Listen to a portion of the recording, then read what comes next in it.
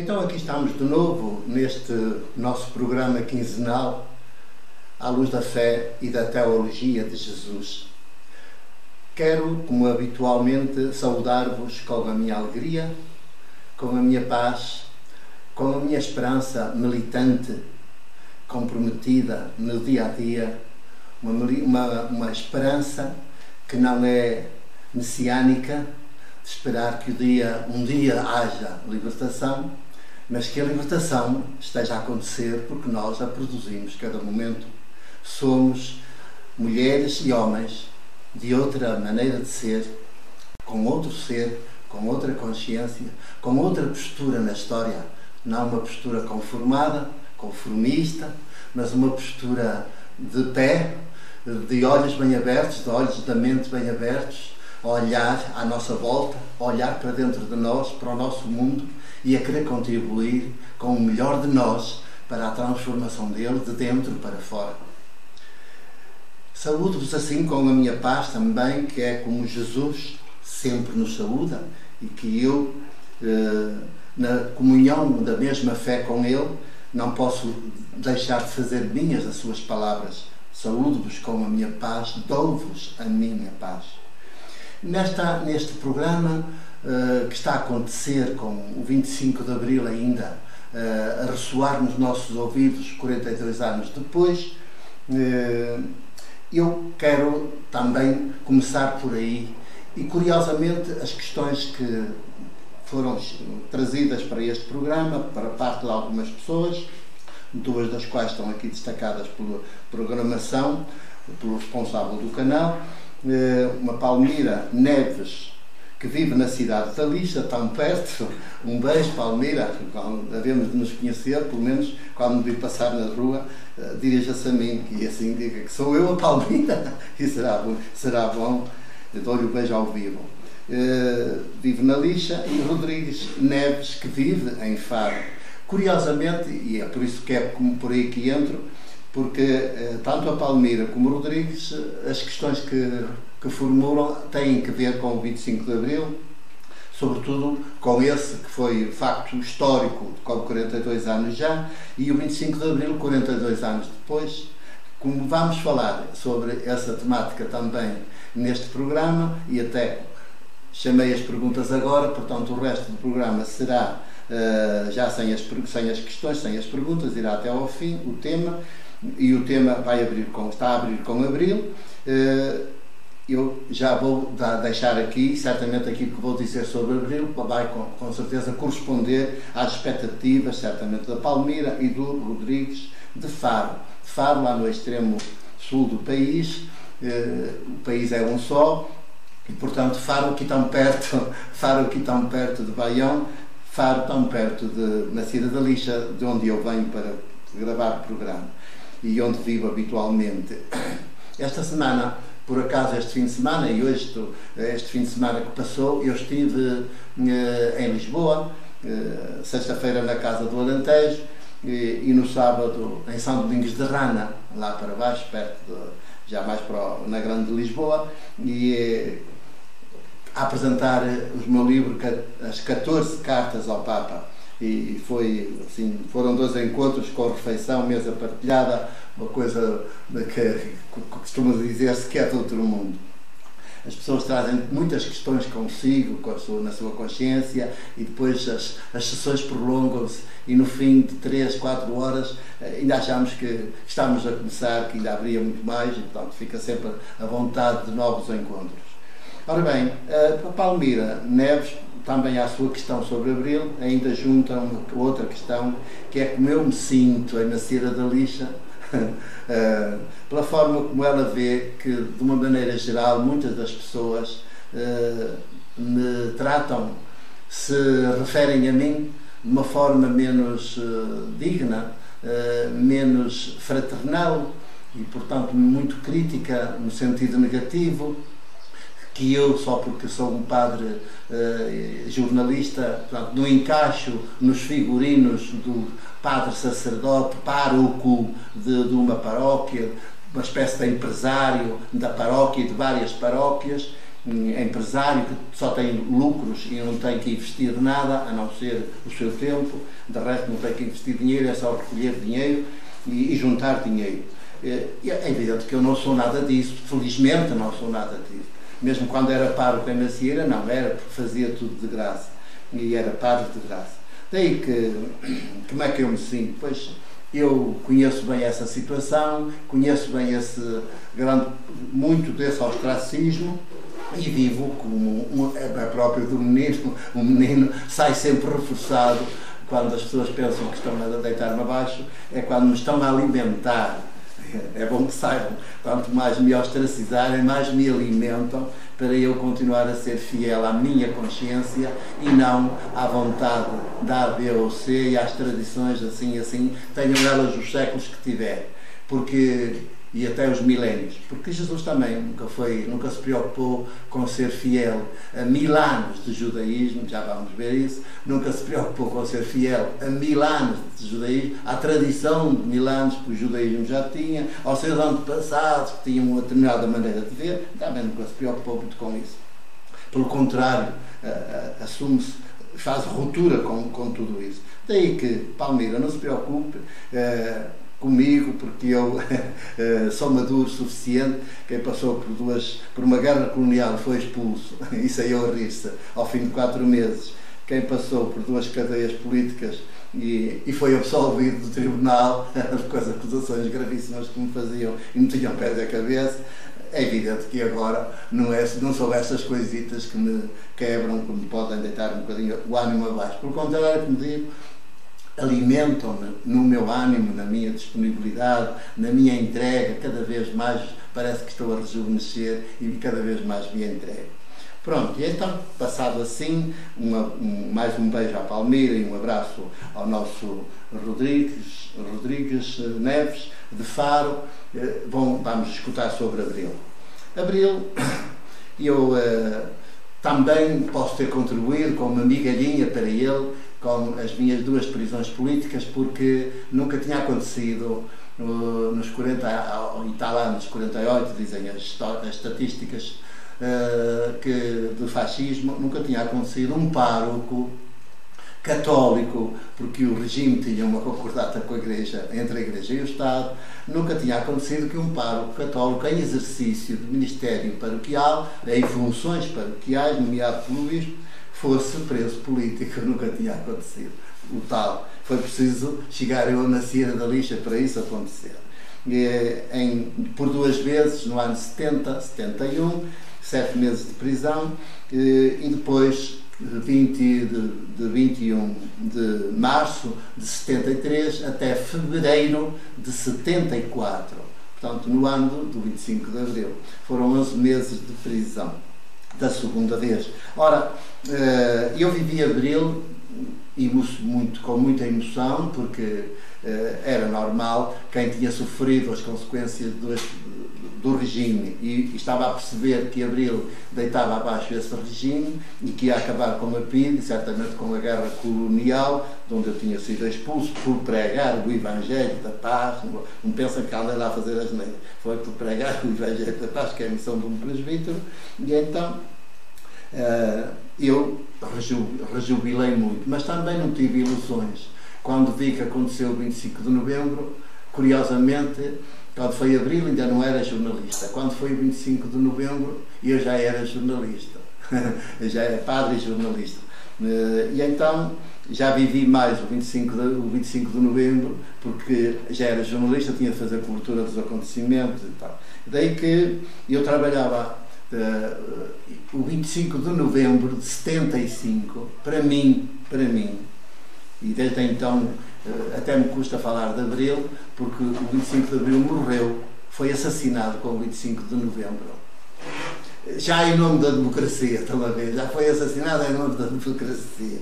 Pois, e uma das consequências do 25 de novembro que eu sofri na pele, com os meus camaradas jornalistas do jornal República, o vespertino República, na altura, foi onde eu tirei a minha carteira profissional, um mês depois do 25 de novembro de 75, foi encerrado, depois de estar a trabalhar com a ocupação e dirigido por um tenente-coronel militar, que foi nomeado para lá para diretor, para ver se calhar se segurava a redação e os jornalistas e se lhes coarquetava um bocadinho a liberdade. Ora, a República, era antes do 25 de abril, foi depois dele, e quando a seguir ao 25 em 75, está bem, é evidente que quando chegou a 75, no novembro de 75, o República continuou a ser fiel ao 25 de abril, como se não tivesse havido o 25 de novembro. Mas, efetivamente, houve. Então, consequentemente, um mês depois, o República estava fechado e eu nunca fui despedido, nem os outros, e, portanto, ainda hoje posso dizer que sou jornalista do República, porque ele também nunca mais voltou a abrir. Pronto. Por aí já vem o que eu posso pensar de Abril, e eu tenho que lhes dizer que admiro muito as pessoas que continuam a celebrar Abril.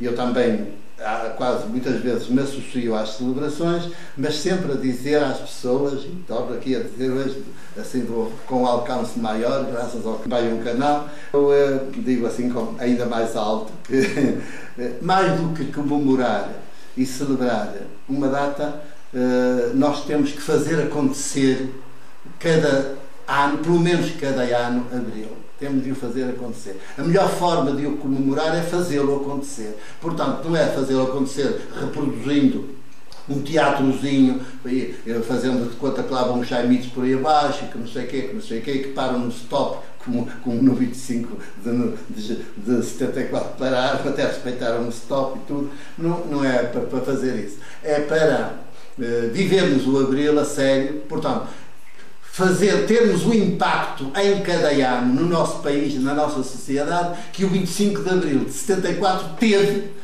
naquele ano, em Abril de 74, aquela data, 25 de Abril, teve um impacto enorme no país. E não só no país, na Europa e até em grande parte do mundo. Os ecos, as ondas chegaram a muito lado. Pois, o ideal é que nós, com o aproximar de cada 25 de Abril, nos mobilizássemos tanto para ver que factos novos havíamos de protagonizar que tivessem impacto semelhante ao 25 de Abril de 74. Essa é a melhor forma de celebrar uma data histórica, de não a deixar morrer, também não a meramente recordar com saudade, mas protagonizá-la cada ano, pelo menos cada ano. E para protagonizar cada ano, é evidente que temos de estar a viver os 365 dias do ano com esse mesmo espírito, com essa frescura todos os dias, para depois podermos, como que no coroamento desses dias todos, haver o grande acontecimento cada ano. É isso, e é até nesse sentido que eu, quando fez 40 anos, esta data de Abril de 74, eu atrevi-me a escrever um pequenino canto, poema sobre Abril, precisamente com o título Abril 2014-1974. Veem que inverti a data, atualizei para os 14, primeiro 2014 e depois até 74. Porque está agora a cantar o Abril 2014. Então, com uma melodia popular, eu até vou cantar para vós, dentro deste programa, vai ter um bocadinho de canto, até vou cantar para vós um bocadinho desse canto-poema, com a música popular, já vão conhecê-la, assim. Ai, Abril, sem paz, tanto desemprego que o dinheiro faz. Ai, meu amor, vem daí comigo viver na trincheira, porto de abrigo. Ai, meu amor, vem daí comigo viver na trincheira, porto de abrigo. Ai, Abril, traído pelos financeiros, o grande inimigo. Ai, meu amor, foge do dinheiro, sê todo partilha, viver companheiro. Ai, meu amor, foge do dinheiro, ser todo partilha, viver companheiro. Ai, abril, amado, depressa comido pelo Deus mercado. Ai, meu amor, vamos praticar o abril sonhado em vez de o sonhar. Ai, meu amor, vamos praticar o abril sonhado em vez de o sonhar. Ai, abril, menina, a crescer em nós, feito rio acima.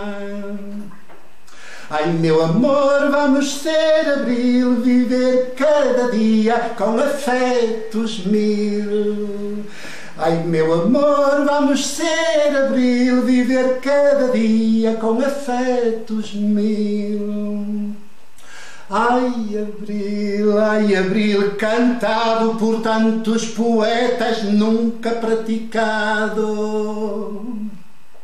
Ai, meu amor, eis-nos vinho e pão, comensalidade e conspiração. Ai, meu amor, eis-nos vinho e pão, comensalidade e conspiração.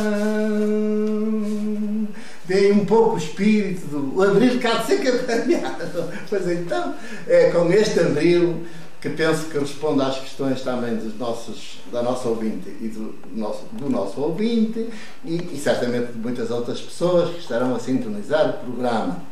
E não se esqueçam de dizer que ele que existe e ponham outros a visionar convosco e depois a conversá-lo a seguir num certo debate. E então, ainda na sequência no programa de há 15 dias, eu sei que tenho consciência que deixei assim uma pergunta no ar que depois não teve propriamente uma iluminação que eu desejava fazer. E eu trago aqui comigo, já trazia nessa altura, um dos meus livros, que é aquele que eu mais aquele que eu mais aprecio. Se alguém disser de todos, já publicou 45 livros, então qual é, se tivesse só um, qual é que gostava que ficasse? E eu dizia este. Jesus segundo João, o quarto evangelho traduzido e anotado como nunca o conhecemos. É da Seda Publicações, vejam lá. O quarto evangelho traduzido e anotado como nunca o conhecemos em 20 séculos de cristianismo. Mas é verdade, vocês estudarem este livro, é um livro de estudo. É um livro para se ler como um romance. Também é quase como um romance, mas obriga a tal de estudo, a parar tantas vezes, a ponderar, a mastigar as frases, as palavras, que a gente não pode correr para a frente, senão ardeu. Olha, é como comer sem mastigar, não é? Empanturra-se, fica tudo aqui na garganta e até podemos morrer asfixiados. Não adianta. Mas é um livro, realmente é como diz o subtítulo, traduzido e anotado como nunca o conhecemos. Sobretudo o anotado como nunca o conhecemos. Ora bem, a grande pergunta era, e tem que ver também com o 25 de Abril, afinal, eu disse na altura, há 15 dias, que as revoluções, mesmo as revoluções armadas mais violentas e mais fortes, que acabaram por triunfar, sair vencedoras, todas são financiadas por poder financeiro. Não há uma revolução armada que não seja financiada pelo poder financeiro. Porque o próprio poder financeiro, quando já está cansado, quando sente que os seus agentes históricos, à frente dos governos e dos regimes, já não estão com a frescura que ele quer que estejam para explorar ainda mais a natureza, explorar ainda mais os povos, então precisam de os substituir. E como os querem substituir, não vão fazê-los substituir numas eleições, porque isso é tudo para perder tempo. É tudo para perder tempo. Vão substituí-los à bomba, portanto, por uma revolta. Semeiam lá sementes de revolta, de descontentamento e tal, servindo-se normalmente de partidos, de organizações que pensam que vão fazer uma grande, que vão salvar o mundo, que vão ser messias, mas os messias são sempre os grandes perigos e, portanto, nunca são salvadores, são sempre os nossos futuros, os próximos carrascos nossos e, portanto, cuidado. E, ora, o poder sabe disso. E então infiltra-se e provoca descontentamentos assim, e estabelece e começa a organizar coisas clandestinas e tal, para derrubar aquele poder e derrubar aqueles agentes. Foi o que aconteceu com o 25 de Abril. Já há 48 anos, já estava tudo a ficar decrépito, este país era tudo como o regime. Não tínhamos mais nada, não tínhamos nenhum horizonte, isolado todo mundo, etc. E então, com a guerra colonial, com um desgaste total, que não tinha solução por nenhuma armada, tinha de ser só política, aconteceu o 25 de Abril. Mas é financiado pelo poder financeiro. É financiado pelo poder financeiro. E, portanto, para botar abaixo aquele e aparecer uma coisa e tal. Durante aqueles meses todos, até ao 25 de novembro, a gente andou nas ruas, ocupou casas, ocupou quartéis, fez coisas. Ai, que festa, que festa, que festa. Só que, enquanto o povo festejava nas ruas, o poder financeiro não estava lá. Não estava lá. O poder financeiro nunca celebra as revoluções. Provoca-as, financia-as, mas não está depois dos festejos. Isso deixa isso para o povo. Pão e jogos, pão e divertimentos, isso ele até ajuda, até dá também. Mas depois, porque está a preparar tudo para o dia, está a preparar o dia seguinte, depois dessa festa, que em Portugal até foi longo, durou um ano e tal. E, portanto, foi até o 25 de novembro do ano seguinte, 75. Ora bem, mas chegou a essa altura e disse, pô, já basta de brincadeira, já basta de festa, já basta de liberdade que vocês já experimentaram, já provaram, agora até estão a prová-la mais fundinho e aí já há um perigo de eu depois já não ter mais controle. Portanto, eu vou intervir agora. Mas claro, não disse que ia intervir. E serviu-se de outros. Serviu-se de outros, por sinal também militares, que até tinham já alguns deles ajudado a fazer o 25 de Abril. Portanto, serviu-se de outros, militares também, e portanto lá vêm os messias, porque são sempre os de fora que vão fazer as coisas, e a população assiste e aplaude, se saiu vitorioso, aplaude. Portanto, é preciso que a revolução seja feita pelas pessoas. E então eu deixei uma questão no ar, que é, como é que então podemos mudar o mundo? Se por essa via das revoluções, mesmo armadas, que saem vencedoras, ainda é o poder financeiro que as provoca e financia, então nunca mais mudamos o mundo. Nunca mais, se calhar, não há nenhuma maneira de mudar o mundo, de transformar de dentro para fora. Finalmente fazermos, edificarmos um mundo pleno e integralmente humano. Ah, sim, senhor, é a via de Jesus. É a via de Jesus. Sabem que a revolução que o poder financeiro não é capaz nunca de fazer, muito menos financiar, mas também nem é capaz sequer de pensar, de a projetar, é a revolução de Jesus. Jesus é a revolução. Ele é a revolução. Jesus é a revolução desarmada. É a revolução desarmada. E então, Jesus... a revolução de Jesus pode-se classificar com duas palavras, assim, de origem grega e, portanto, um bocadinho difíceis de entender, mas que são palavras portuguesas. Antropológica, uma revolução antropológica e teológica. Teológica tem que ver com Deus. E antropológica tem que ver com os seres humanos. Antropós tem que ver com os seres humanos. E então, a revolução antropológica e teológica é uma revolução que há de acontecer, sabem onde? Não é nos quartéis, nem nas escolas, nem é nas fábricas. Também é, mas a seguir começa dentro de cada pessoa, na mente de cada pessoa. É a mente de cada pessoa que tem que ser iluminada e transformada. A mente de cada pessoa. E ao mudar a mente, que muda aqui o nosso ser, nós somos capazes de tirar por terra tradições milenares que vêm dos nossos antepassados e que não eram amigas da vida. Não são amigas da vida. Não são promotoras do humano, da dignidade humana, da liberdade humana, da comunhão humana.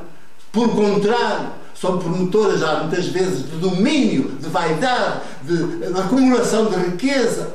Então, e dá de benefício para alguns, como é as chamadas festas populares, que são, parece uma alegria, mas é uma grande alienação, é uma grande embriaguez coletiva, que no dia seguinte tem o sabor amargo de todas as embriaguezes que quando alguém as apanha. E então é uma revolução na mente, mudar aqui a nossa consciência, mudar a nossa mente, mudar de ser, o nosso próprio ser, a nossa concepção de seres humanos e de papel que temos na história. E é aqui este capítulo, um capítulo 10 deste Evangelho, deste Jesus segundo João, que já vos mostrei, começa assim. Capítulo 10, vocês vão ver, as Bíblias tradicionais, o Novo Testamento neste caso, também anda próximo nas suas traduções, é evidente, anda próximo desta. Agora, não anda próximo das anotações que este traz no fim do capítulo, que são muito mais extensas que o capítulo. O capítulo 10 abre assim. O texto até é conhecido, só que a Igreja Católica usa isto depois da Páscoa, num domingo, chamado do Bom Pastor. Do Bom Pastor. E o padre que está a ler aquilo, ou o bispo que está a ler, ou escutar na sua liturgia, são outros que leem, para o bispo são outros que leem, e na paróquia normalmente é o pároco, ou se já tiver diácono é o diácono casado, está a escutar, ou ele a ler. Começa assim. Como é a festa do Bom Pastor, eles depois aplicam a eles, o pastor são eles, o pároco é o pastor daquela paróquia, o bispo é o pastor daquela diocese. Isto é uma blasfémia teológica. Só Jesus é que pode dizer: eu sou o pastor modelo. Ele nem se diz bom pastor, ele diz: eu sou o pastor modelo. A boa tradução diz modelo. E então diz assim, começa assim: em verdade vos digo. Quando Jesus diz em verdade vos digo, está a falar com uma solenidade que nunca antes tem, nem nunca vais terá. É só quando usa esta expressão. Quer dizer, não há dúvida nenhuma daquilo que eu vos vou dizer. É assim: quem não entra pela porta no átrio das ovelhas, mas trepa por outro lado, é um ladrão e um bandido. Vocês ouviram bem? Isto é de Jesus, João, do Evangelho de João, capítulo 10. Em verdade vos digo, quem não entra pela porta no átrio das ovelhas, mas trepa por outro lado, é um ladrão e um bandido. Aquele que entra pela porta é o pastor das ovelhas. Esta é uma das razões porque se diz que Jesus é camponês. Na sua vida, até começar a sua missão, em meados do ano 28, a começar a sua missão, Jesus em Nazaré é um camponês artesão.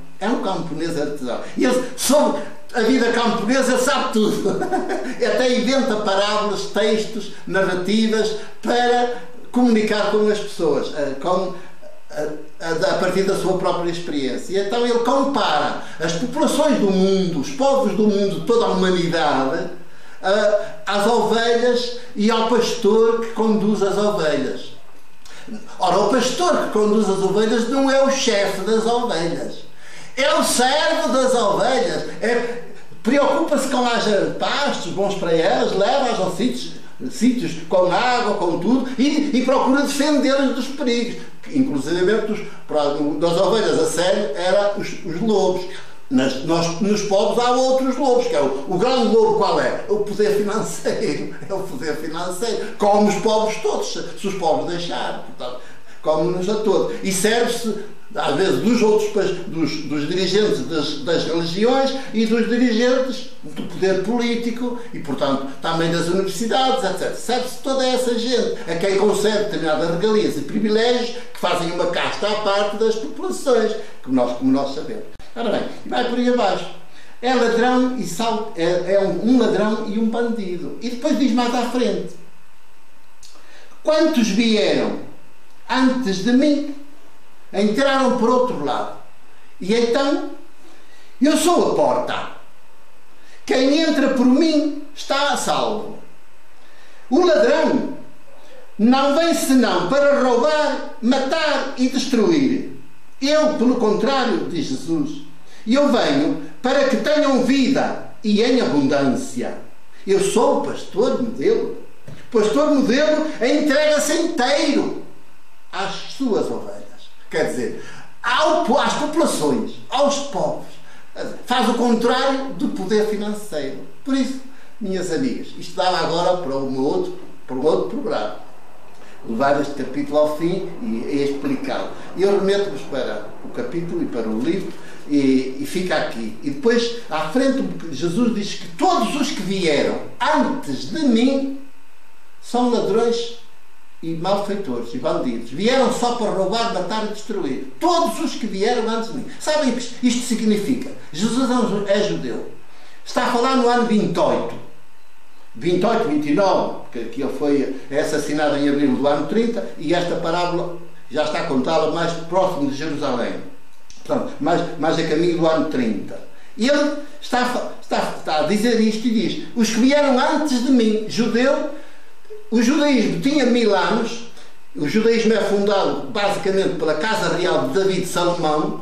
Antes dele vieram, portanto, o rei David, 1000 anos antes. Salomão, todos os reis, depois os profetas, os sacerdotes, todos aqueles escribas, todos aqueles que eram, até o Abraão, mais primitivo, mais antigo, é quase lendário.